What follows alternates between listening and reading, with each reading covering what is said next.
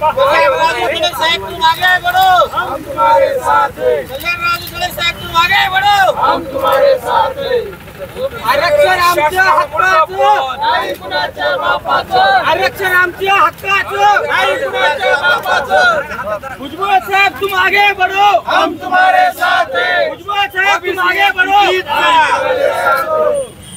मुंबईच्या आझाद मैदानावर मनोज जरांगे यांचं आंदोलन सुरू होतं। त्यांच्या बहुतांश मागण्या मान्य करून हैदराबाद गॅजेट लागू करण्यात आलेलं आहे। त्यानंतर त्या निर्णयाच्या विरोधामध्ये ओबीसी समाज आक्रमक झालेला आहे। हिंगोलीमध्ये त्या शासन निर्णयाची होळी करत आंदोलनाची पुढील दिशा ठरवली जाणार आहे। माझ्यासोबत आहेत ओबीसी नेते जे हिंगोली जिल्ह्यातले आहेत। काय विरोध केला जाते मराठा आरक्षणाला? मराठा आरक्षणाला आमचा विरोध नाही, परंतु जो शासनाने जो GR आता काढलेला आहे त्याचा आम्हाला विरोध आहे। कारण जेणेकरून तो GRच मुळात बोगस झालेला आहे। कारण समाजावर ओबीसी समाजावर अन्यायकारक झालेला आहे।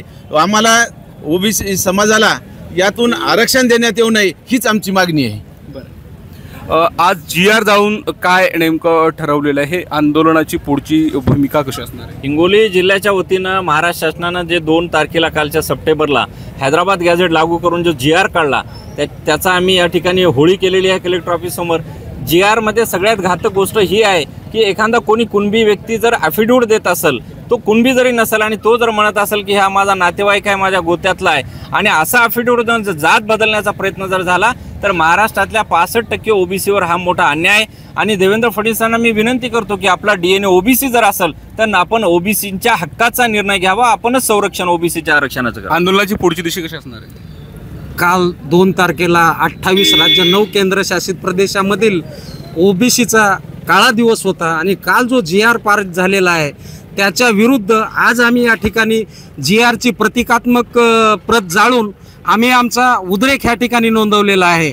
आणि जर मोर्चा आणि असे रस्ता रोकोच जर त्याच्यावर उत्तर असेल तर आम्ही हा GR कॅन्सल करण्यासाठी मुंबईमध्ये या ओबीसीचा सकल महाराष्ट्रातून ओबीसीचा मोर्चा हा नक्कीच निघणार।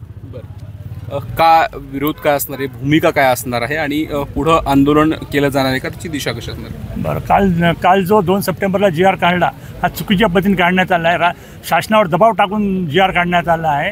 आम्ही त्या GRचे आज प्रत्येकात्मक होळी करून त्याचा निषेध नोंदवत आहे व येणाऱ्या काळात प्रत्येक जिल्ह्याच्या ठिकाणी मोर्चे काढून काम पडलं तर आम्ही भुजबळ साहेबांच्या अध्यक्षतेखाली आम्ही मुंबईला आझाद मैदानावर आम्ही सुद्धा लाखोच्या संख्येने जाणार आहोत। मला सांगा, तुम्ही आझाद मैदानात जाणार असल्याचं सांगताय, होळी केली आहे तुम्ही, भूमिका काय असणार आहे? त्यांना तर गॅजेट लागू करण्याचा काल शासन निर्णय जाहीर केला। एक लक्षात घ्या, सगळ्यात महत्त्वाचा पहिला विषय हा आहे की आम्हाला हे समजत नाहीत की हे मराठा समाजाला आरक्षण मागतायत की ओबीसीच्या नेत्यांना विरोध करतायत।